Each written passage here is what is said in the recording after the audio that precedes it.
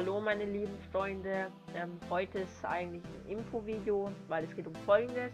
Ich kann zurzeit keine Brickforce LPs mehr aufnehmen, weil halt Fraps macht dann, oder Brickforce macht nicht mit Fraps.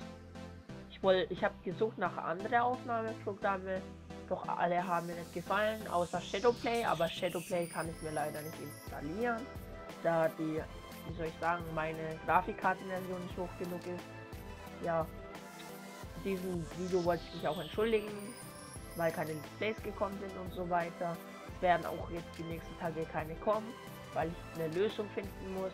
Wenn ihr ein paar Aufnahmeprogramme kennt, die eigentlich gut sind und Brickforce flüssig laufen lässt, könnt ihr es ja in die Kommentare schreiben. Ja, dann bis zum nächsten Mal. Tschüss.